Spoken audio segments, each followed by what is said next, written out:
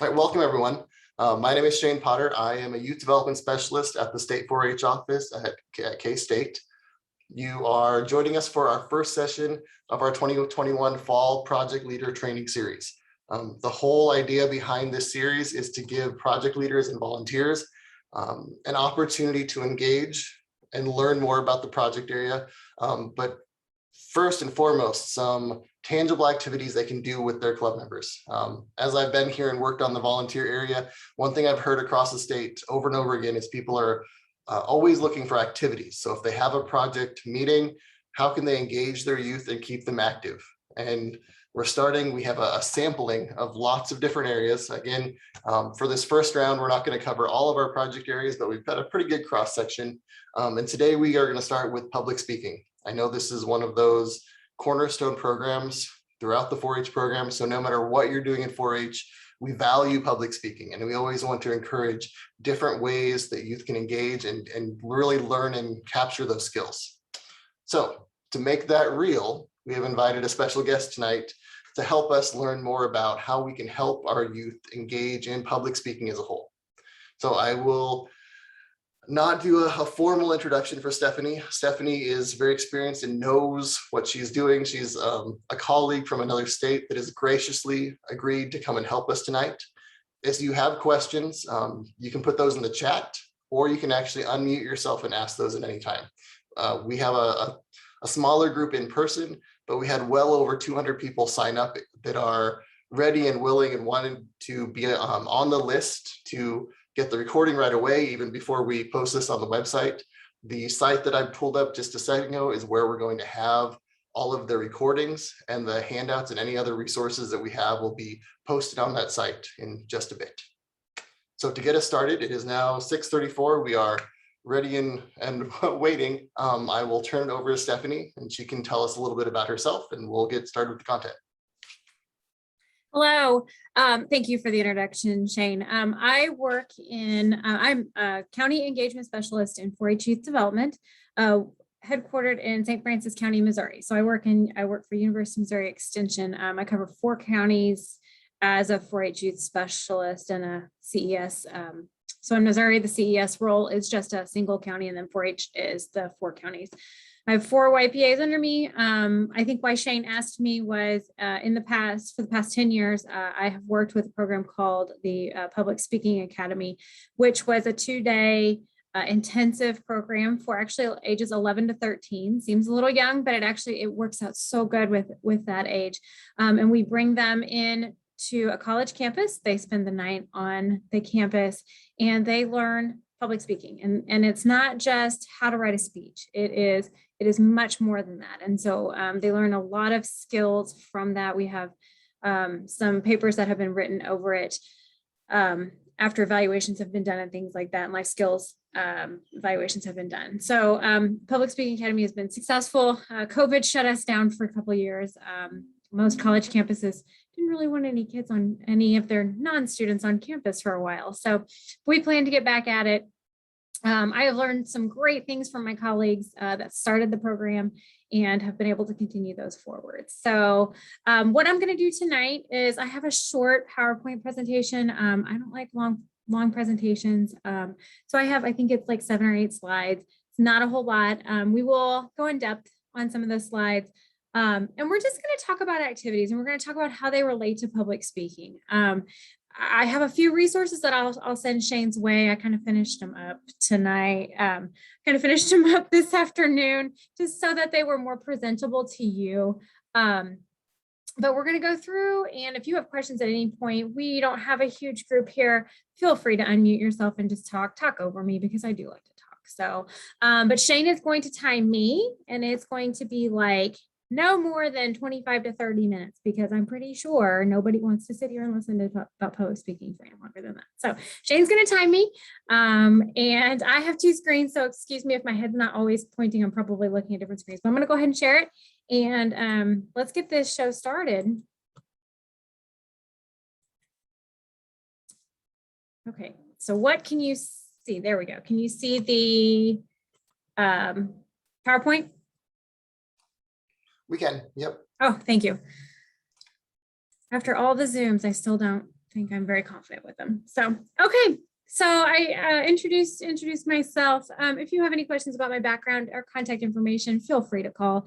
Just to let you know, give you a little scope of where I'm at. I'm on the southern part of the East Central region in Missouri. So I'm like 60 miles from St. Louis, about 120 miles from the Boot Heel, about 100 miles from the Boot Heel. So kind of in between nowhere almost. So so why public speaking? There's our question. Why do we want to teach public speaking?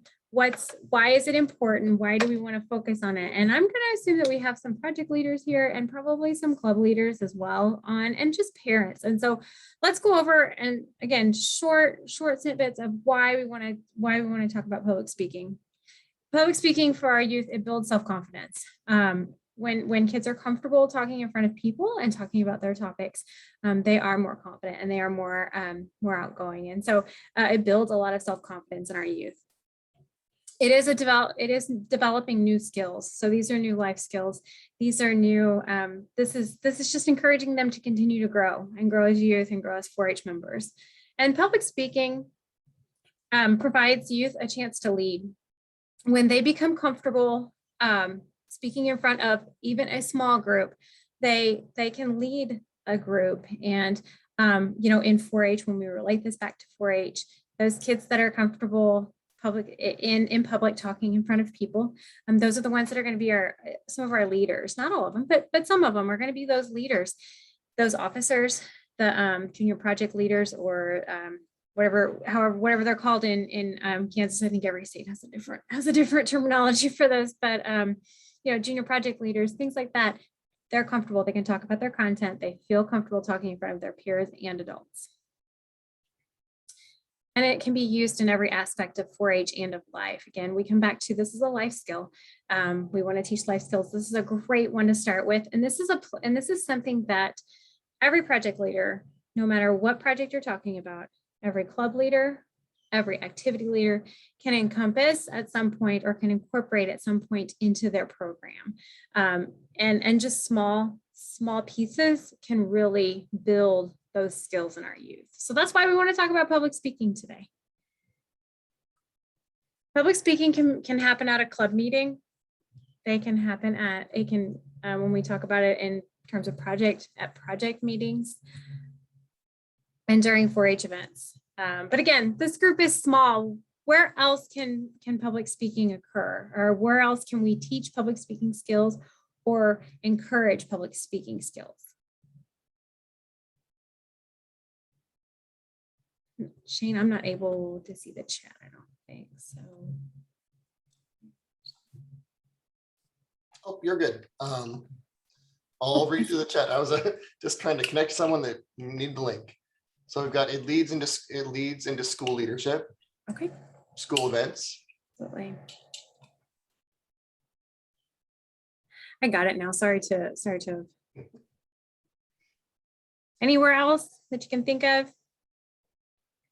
I was thinking we could encourage them with 4-H days. It a lot of times helps them to excel at that kind of midwinter time performing in a way.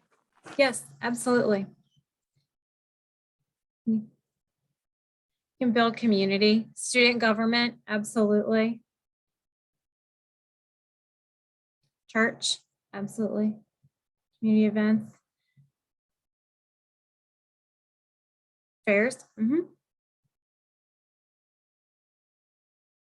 Do some of your fairs offer like a public speaking contest or anything like that? So livestock judging, we're going to talk a little bit about that actually. What about once they get a little bit older and it's not just 4-H, but it's their job? When it's their job and when they have to work, let's say even a server, somebody that's waiting tables or serving, they have to learn to talk in front of people, and it may be adults, it may be people their age, it could be a variety. Acceptance speeches, I like those. Training and presentations with family and friends informally, absolutely. Advocating at a school board and foundations. We have one of those meetings going on right now here in Farmington. So one of those school board meetings where people are going to be talking at. So, yep. Some interviews. Oh my gosh, yes. That was one thing. So I'm a generational 4-H'er, and so I've been in 4-H for a long time, and it did help on interviews and at a wedding. Sure. In college classes. Yep. So as you can see, public speaking has a wide variety of applications, and it can be in so many different places. That again, we come back to why do we do this? We are teaching them life skills, and that's why public speaking is so important when it comes to our youth and our 4-H program. Get back where I can click the presentation here. Oops, there we go.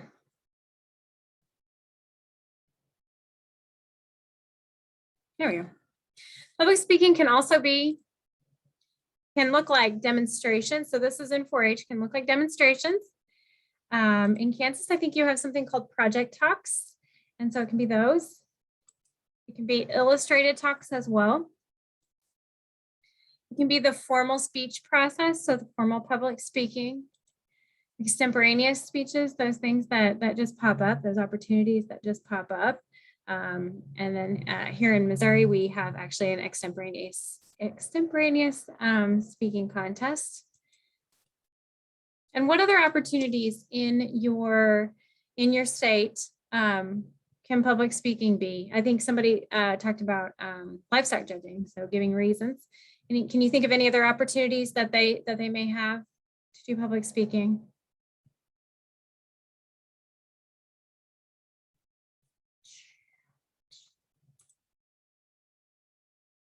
Campaign speeches for offices, readings, radio and TV, yep.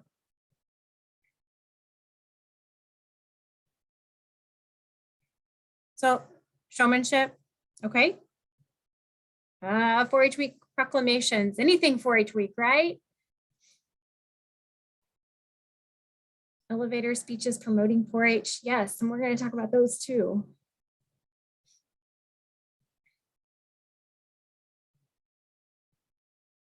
So lots of opportunities, presentations at civic groups, fund allocation proposals. Yes, absolutely. A lot of times our youth are instrumental in either receiving funding or maintaining funding in our communities. And however money is allocated in your communities for extension, a lot of times our youth are the ones that go to bat and that we have come up and talk about the impact of the program. At community service projects, radio spots. So all kinds of different ways. That's why if there's a club leader or a club activity leader on, if at any point these things can be incorporated into club time, it's a great way to really build these skills in all of our youth, not just the ones that take the public speaking project or that choose to do public speaking contests. So I'm going to.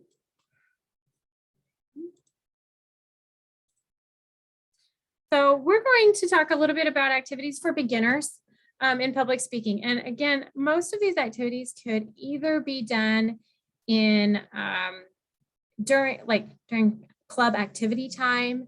It could be in a project meeting, whether it's for public speaking or something else. I tried to bring in basic stuff. So stuff that anybody can incorporate into an activity, into an event or a meeting. So the first thing, it sounds so silly, but basic tongue twisters for our beginners. What this does is this helps youth learn to laugh at themselves and laugh at situations, but it also helps them slow down in how they speak. It helps them really concentrate on what they're trying to say. So it's teaching some of those basic public speaking skills. I don't know how many times I've been told, slow down. I don't know how many times I've wanted to tell kids, slow down. And so tongue twisters are actually a really great way of doing this. And I say basic tongue twisters. So I'm thinking, those 8 to 10-year-olds where the reading skills are variable sometimes. And so simple ones that they can read, that have small words. Excuse me, just knowing your audience when you're doing these. But basic ones. It is such a fun thing to do. You break them into small groups, so groups of 4 or 5. And they each pick a tongue twister out, and then they have a couple minutes to rehearse it. And the instruction is they have to say it 3 times in a row. And so it does teach them to slow down. It teaches them a little bit of concentration, a little bit of, really pronouncing their words, things like that. So you're building the skills in such a simple activity. And those can be put on, they can just draw them out of a hat. They can be put on index cards so that you can reuse them. So many different ideas, but you'd be amazed at what a simple tongue twister can do and can teach. Next one is the pledge. Sounds so simple. Sometimes when we say, well, what's been a leadership opportunity for you? Oh, I led the pledge. That's great. If that's where we start with our younger youth, with our first year or second year youth, that's great. The next step of those pledges is for them to teach somebody else how to say those pledges. That requires interaction with them and another group. So it's either 1 or 2 or 5 new kids that need to learn the pledge. Have them teach them the pledges before a meeting or maybe after a meeting. But use the 4-H pledge as a way for our beginning youth, for our younger youths to learn how to speak in front of people. It's a simple way. It's already there. It can be easily printed off, easy to do. It's a great way. It's a great way to incorporate all of our youth into this. Share time. This sounds so simple. It sounds kindergartenish, but it's okay. Ask at a club meeting. If you have a small group, a big group would be pretty hard. But at a project meeting, whether it is a beef project meeting or a public speaking project meeting or a robotics project meeting, what's one thing you want to share with us today? What's one thing you want to share with the group?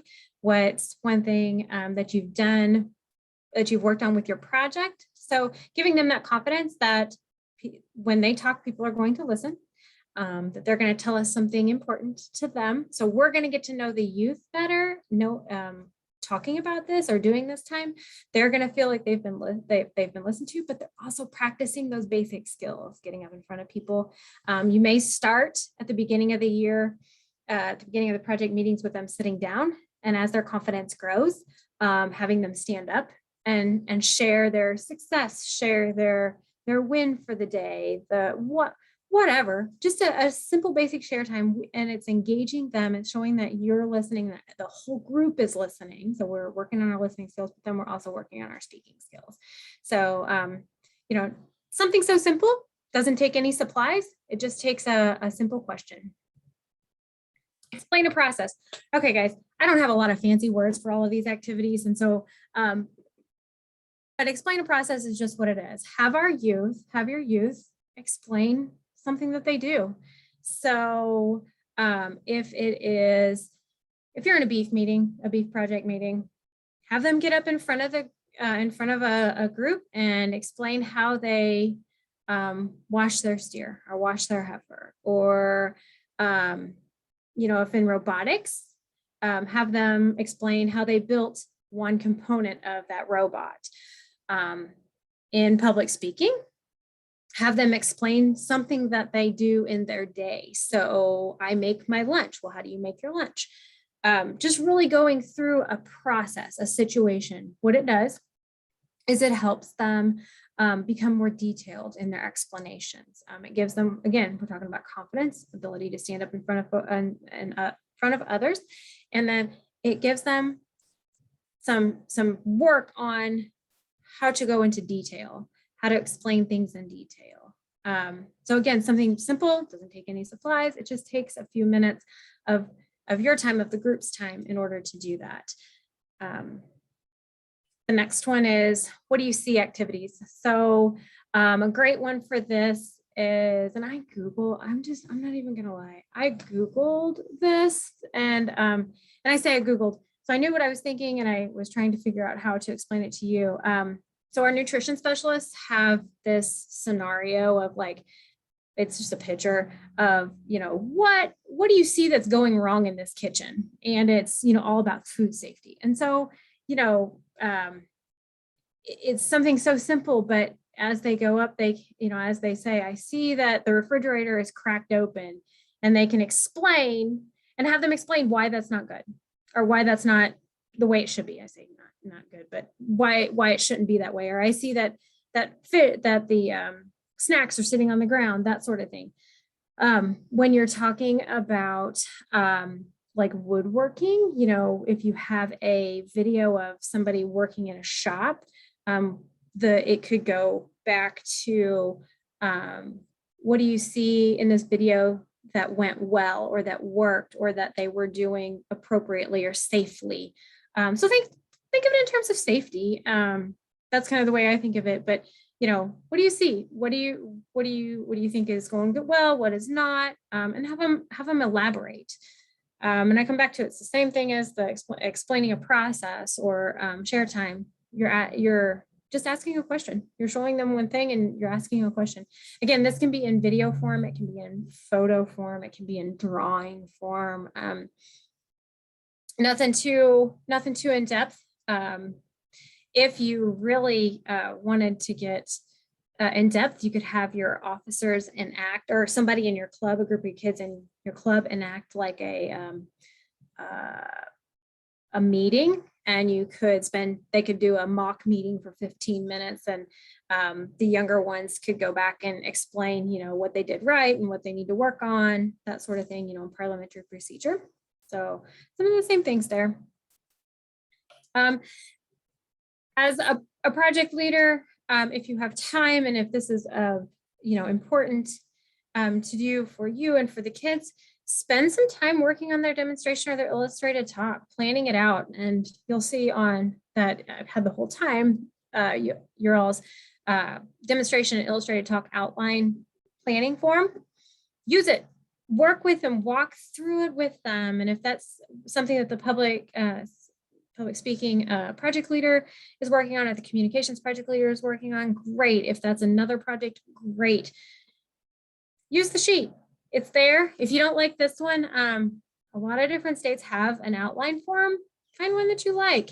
Just make sure that you're incorporating the things that if the demonstration or the illustrated talk is judged, that you're incorporating the things into the judging form. But work on that. Spend some time with it. It may take a meeting or two, but then you've given the kids the confidence to do it. You've given them all the tools that they need to work on it. And then finally, for our basic public speakers or our younger group, ways of communicating. Again, I have no fancy names for any of this stuff. Okay, it's just what it is. Let's talk to our youth about different ways to communicate. I'm making sure I'm not short on time. About different ways to communicate. How do we communicate? And you ask the group, how do you communicate with people? And they're going to say, you talk, you call them on the phone, you text them, you send an email. Well, I'm not sure the young ones will send an email, but they'll say things like that. But you want to work on gestures. Like, let's talk about how do I communicate without talking? That's facial gestures, that's hand gestures and things like that. So let's talk about that and see if they begin to notice their hand gestures and their facial movements and things like that. And so I know I've always talked with my hands every day. So I have since I was a kid. It hasn't changed. I am much more aware of it now, but I've always talked with my hands. And so just helping them begin that process of understanding public speaking in the way of, it's not just about giving a speech, it's about the whole thing. So the facial gestures, the hand movements, the movement, like swaying versus stepping back and forth, things like that. So talking about that. And I cannot reiterate this enough. Consider small group activities, especially when we're working with beginners, when we're working with those that aren't quite sure of themselves. Consider our small group activities. break them into groups of 4 or 5 if you can. If there's enough adults there to do that, break them into groups of 4 or 5 and go through these activities in small groups. Number one, if we're talking about time savings, that will cut down on time. And I recognize we're trying to get a lot done in a short amount of time. So sometimes you have to do that. But number two, it does make them more comfortable a lot of times in small groups. So when we're doing public speaking, things like that. So think about that. And I see the time. And I am like flying along here. Okay. So for our intermediate and our senior level folks, youth, thinking about what we can do with them. Somebody mentioned an elevator speech earlier. Absolutely. You work on an elevator speech with our youth. Everybody has a different definition of elevator speech. When we worked with Public Speaking Academy, our elevator speeches were 30 seconds to a minute, which is a wide variety of time. If you Google it, the first thing that comes up is it's 20 to 30 seconds. Some people will say it's 2 minutes. The goal of an elevator speech is to be able for youth to give a reason as to why they do something, why they're in 4-H, why they show a steer, anything like that, in a reasonable amount of time, and have a concise way of saying it. And so elevator speeches are great for radio spots. They're great, for the media activities, things like that. So work on an elevator speech with our youth. That can be for public speaking project leaders. That can be for any project leader, or it can be for a club activity. It's a great way to do it. And I'm going to send Shane, and if I have time, I'll pull it up and kind of give you an outline of how we did elevator speeches, how we helped organize our youth's elevator speeches at Public Speaking Academy. Because when we were at Public Speaking Academy, we worked on a full speech. They didn't normally finish it, but they did finish an elevator speech. And that's what we presented to our youth, to our families, was an elevator speech. And so it was a lot of fun. They were quick. The kids really liked them. So giving directions, like how to draw a simple picture. So what you're going to do here is you're going to break them into teams. One kid is going to see, or one youth is going to see a picture. The other youth is not. The youth that saw the picture is then going to describe the picture and how to draw it to their teammate or to their partner. What this does, this works on helping them understand details, how to give a good set of details in their speech, in their demonstration, in anything. So this works on details. You'll do it twice typically. You'll do it once and they'll forget to give a whole lot of the important details. Like if it's a circle in the middle of a square, they'll just say it's a circle in a square, and they won't tell you where on the page it is, how big the square was, how big the circle was, things like that. So it'll work on details. Again, not much prep work. Everybody's busy. Everybody's trying to get things done. This is a very simple activity. Doesn't take very long, but really does hone in on helping our youth remember that details are important. I come back to the complex tongue twisters. Instead of Peter Piper picked a peck of pickled peppers, that's what I would do for the younger ones. For the older ones, I do the whole Peter Piper picked a peck of pickled peppers, that sort of thing. So do the whole thing for them, and have a set of them that you have on flashcards or that you have on cards, and you can reuse them from year to year. It's a fun activity. Again, it doesn't take long, but boy, they have a good time with it, and they learn to laugh at themselves and to laugh at, and to just have a good time with learning how to slow down in their speech. We're going to talk about, I would encourage the presenting you. So what we call presenting you, when you really go into detailed talk about movement and gestures, how it's important, if you're helping them do a speech, a demonstration, things like that.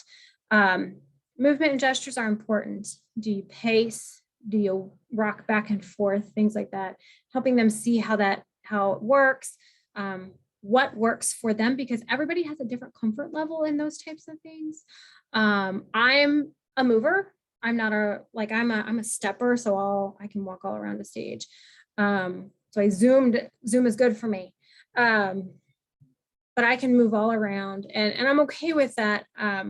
Some people are more comfortable if they've been given like a triangle to walk in, or some of them are swayers, and you have to kind of help them see that that's a smidge distracting. And so really talk about those things and show them kind of what it is.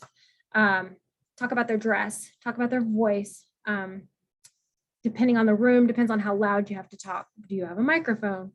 I'll use an example from myself. I was in a public speaking contest in high school, and by God, I had that speech down, but then they put a microphone in front of me for the finals. I froze.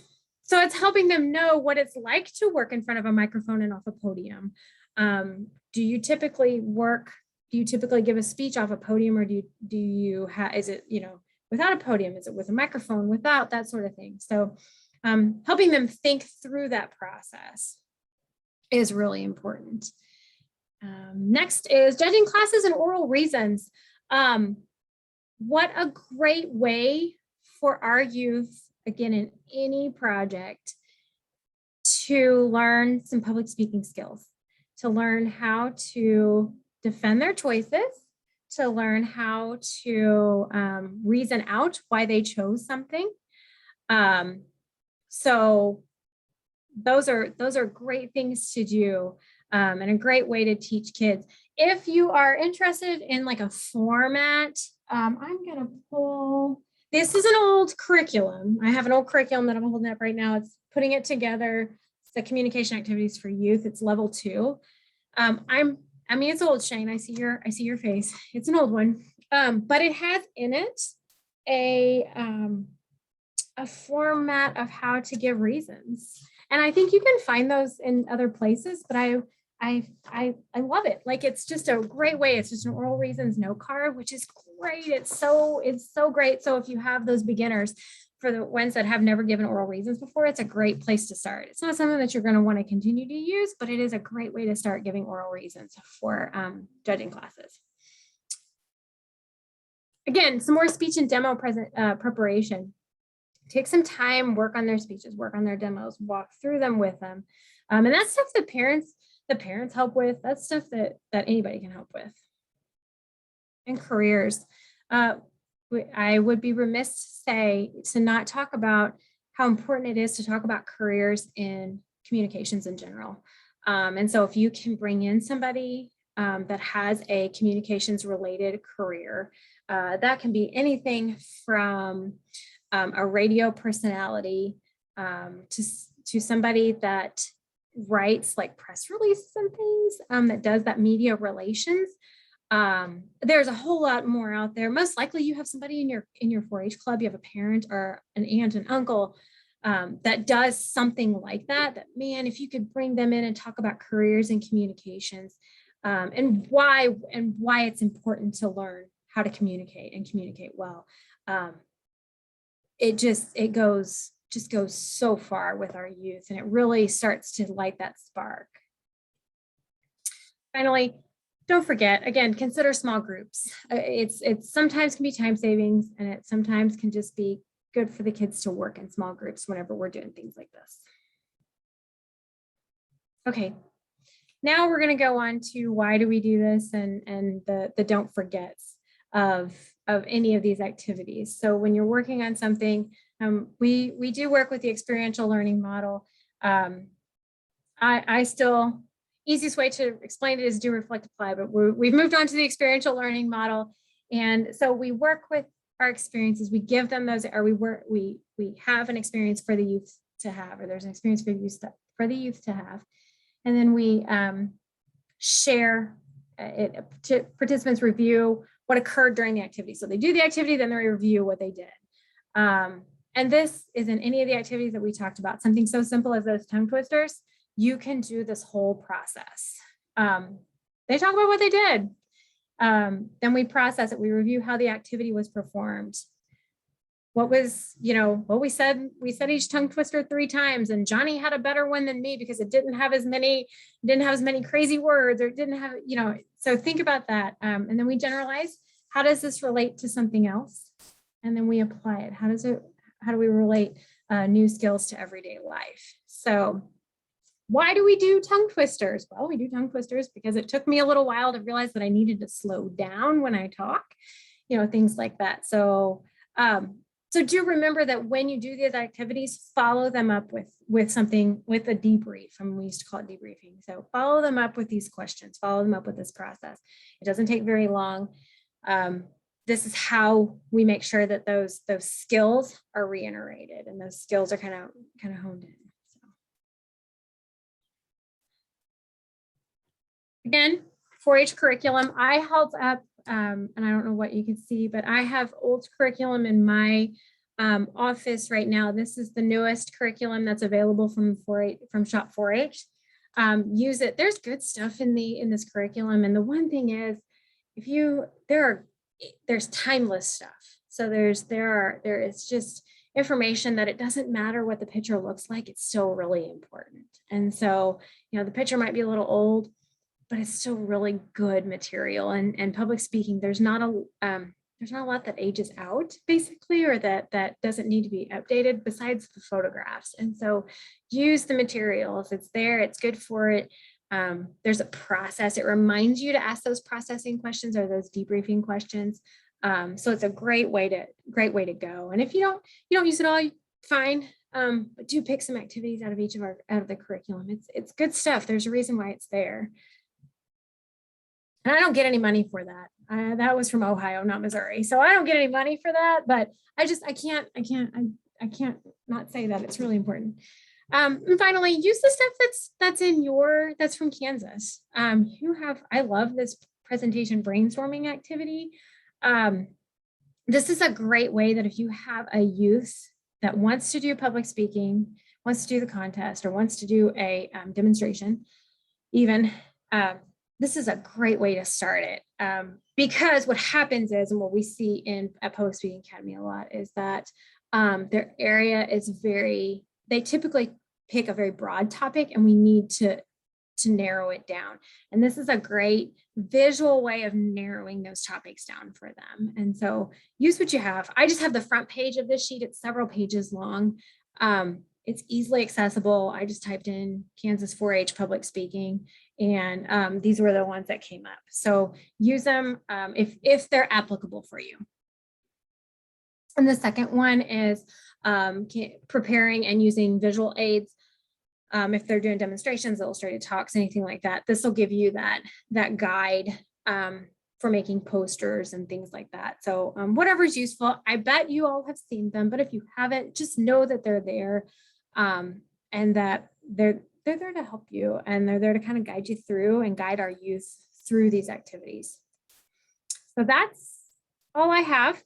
Are there questions or comments or anything like that? Oh, let me get out of here too, and I'll. So feel free to put those in the chat box, or you can unmute yourself and ask them directly. Especially, this is a session on communication, so we can communicate in a variety of different ways. I have a question. I think sometimes of the idea of teaching to like transitional words, so kids don't always say then and then and then and then. But is it better to not do that and kind of see what naturally unfolds, or is it a good skill to let them know you can say next, then, finally, that sort of thing? So the transitional words, I think honestly, we've always taught that, and I say always, that's not even, when we work with our youth, the 11 to 13s, sometimes those transitional words are a cue for them. And so, especially for our younger ones, if that's how a speech comes together, then use them. And in particular, I'm not sure exactly if you all require them to have note cards, or they can't have their full speech. But if that's a cue for them, if that's what works for them, use them. Again, the folks that judge your public speaking may have a better insight to that as well. But I think the goal, and again, for the younger ones in particular, is just to get up there and to learn how to do it. And if it takes if it takes those transitional words, then use them so that they're comfortable and can get through the speech with remembering the full speech, if that makes sense. Shane, do you have any insight into that for you all? Yeah, no, that clocks well. So really, as I've worked with younger youth on that same topic, giving them different options is helpful. So you're broadening their ability to have a variety of transition words. Because one thing we do talk about is that you don't want the same repetition necessarily. So you are giving them that breadth so that they can have and use different ways of making those transitions.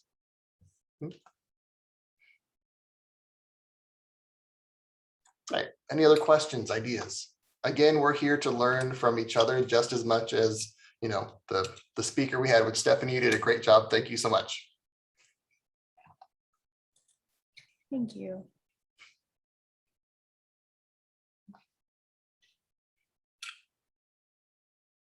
Okay, so from my feedback, is there anything that you would use, like anything that I'm just curious, was there anything that you were like, oh yeah, that makes sense, or that didn't quite jive with what our goal is?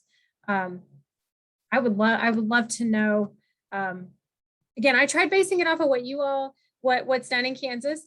And we're very similar, but there are some differences, especially with the public speaking stuff. So.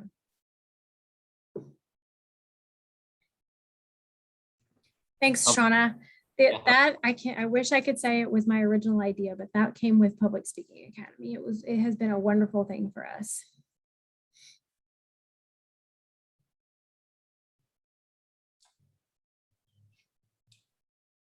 Go ahead, Jareth, if you had an idea or comment. That's what I was going to say with Shauna's thing. Shauna used to be my advisor, so she knows.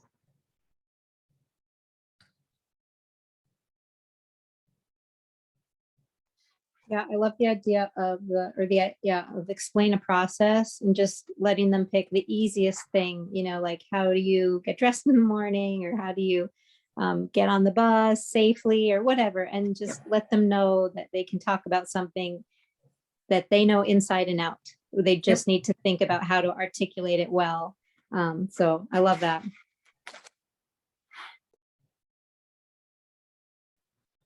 What kind of advice do you usually give for like practicing their speeches and stuff, like outside of your workshops? So we in the past have encouraged them to practice to a wall. If you have a timed speech, especially, so practice to a wall, practice to a mirror, whatever you need in order to work on slowing down and remembering, like memorizing that speech, and then go practice to somebody, else, but really get that speech kind of ingrained in you and the process. So the steps, or the, here's my introduction, and here's, first point, second point, third point. But a wall, you'd be amazed how much they can talk to a wall. as silly as it sounds, it helps them slow down. It helps them become comfortable with what they're saying. It helps them, even if they just have to read off their paper for the first 4 times without, it's just getting the speech down.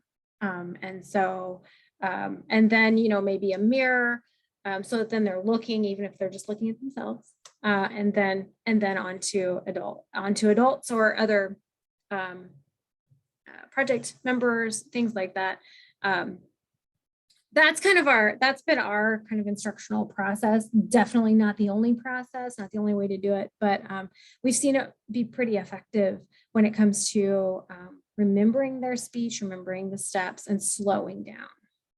Because when you have, especially 11 to 13-year-olds, they want to read through it as fast as they can, or they want to go through it as fast as they can.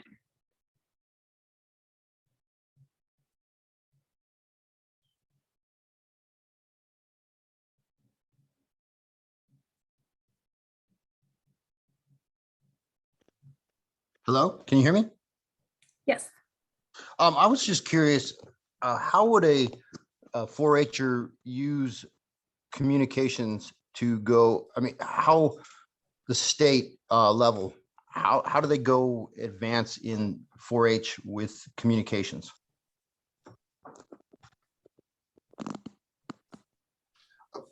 So Mike, are you asking about competition or which part? Yes, sir. So you know Okay. how you can go to state fair with beef Yep. and sheep and everything else, but how would a student do it with communications?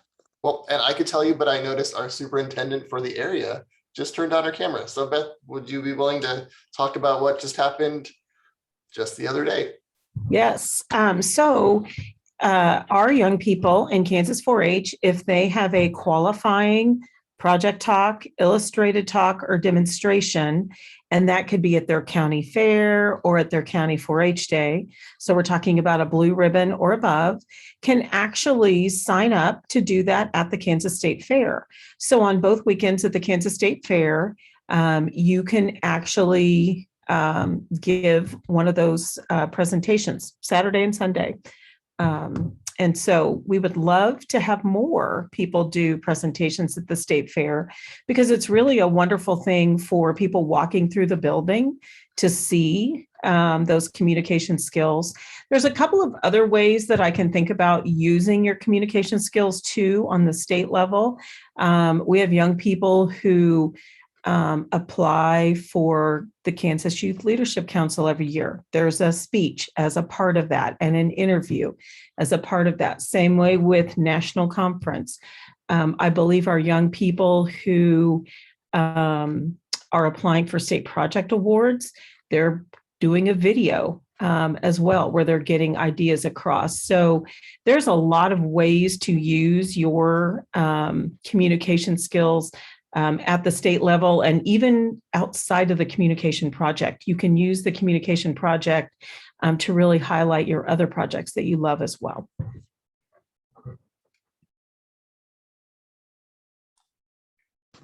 Thank you. Right. Any other questions or ideas or comments? So I will point out, even this session is a really good example of trying to present things in multiple formats. Stephanie made a really great point about the practicing even with the microphone. So you may practice, but are you practicing in all the different situations and ways that you might encounter?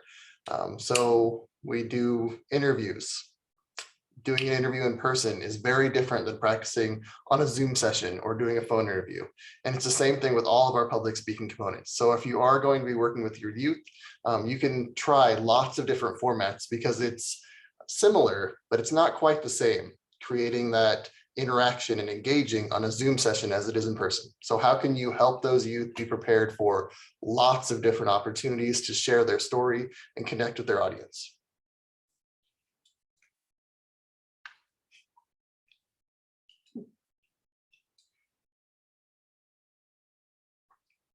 Great. All right, so we're doing great on time. As we are thinking about other questions or ideas you have, I did draw from our participants. I put out that we're going to be sending out 10 copies of our 4-H curriculum on communication. Again, I have advocated that we really need to use our resources, and there's some great things from National 4-H on our website that you guys don't have to come up with all the ideas on your own.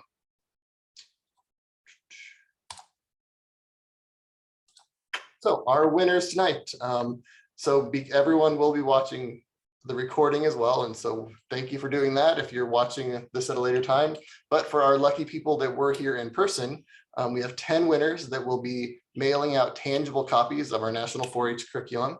That is a great resource. There are 3 levels that will help guide you on the communication and public speaking process. And then there's another great example that Stephanie shared from Ohio that again is new and updated. It is an excellent resource. Just a reminder, so this was the first in a series of sessions for project leaders. I would encourage you, if you have the opportunity, to come and join in person. It gives you that opportunity to engage, ask questions, learn from each other. We had some great examples, but our next one will be this Thursday, and we're going to be hearing from our one of our leaders in the state Tony has been an asset for many years in the STEM area, and we're excited to hear from him. He has some great activities planned for you guys to learn about some tangible things you can do with your projects and to engage your youth. All right, so that was just a sec. Does anyone else have some questions or ideas or things you'd like to share? I have a quick question. Do you have any recommendations for working with members that are super reluctant to getting involved?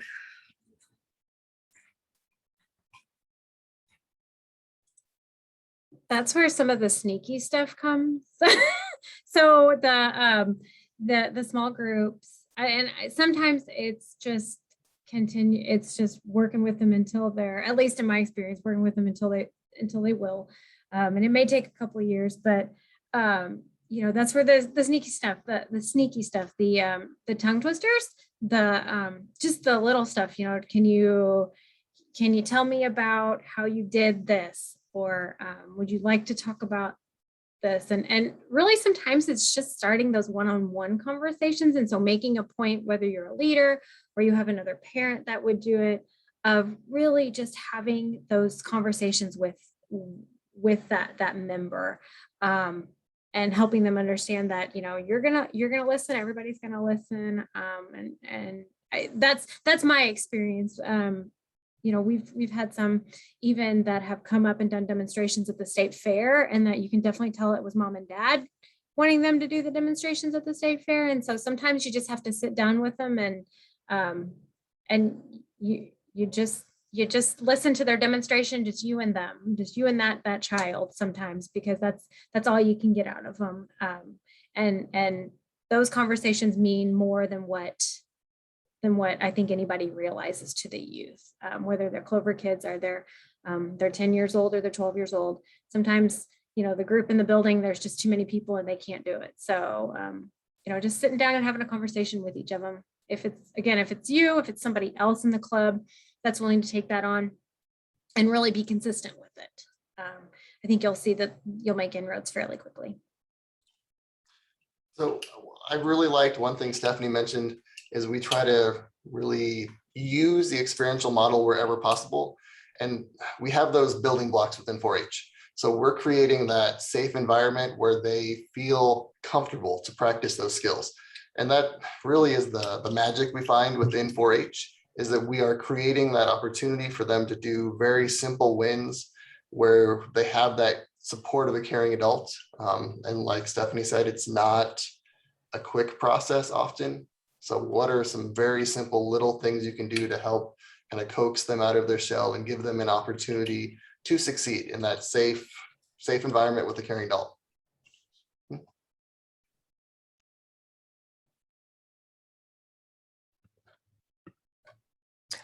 I would also say there's some times at club meetings, you know, like if they get up and lead the pledge or, you know, either pledge, that's something to point back to. Hey, you led the pledge in front of the group. And we did have a team demonstration at the state fair. And I'm reminded of that from my own 4-H days of sometimes older kids would team up with the younger kids.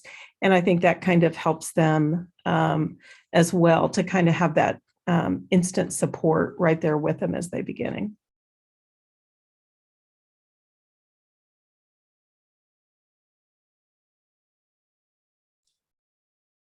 Okay, we'll do maybe one more call for questions, ideas, things you've learned. Otherwise, we are a couple minutes before the hour. We tried to design these so they would be short and to the point, but with some tangible activities and things you could use. Okay, any parting note, Stephanie? No, I just want to say thank you to everybody for listening and for engaging. Man, this was a lot of fun, so thank you. Great. Okay, we're going to wrap it up for tonight. Again, thank you, Stephanie, for joining us.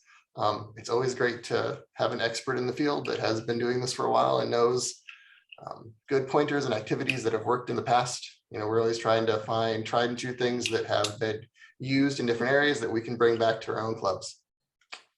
So we'll see everyone that is available on Thursday. And if not, we'll see you later on for one of our next sessions. Thank Thank you, you. everyone.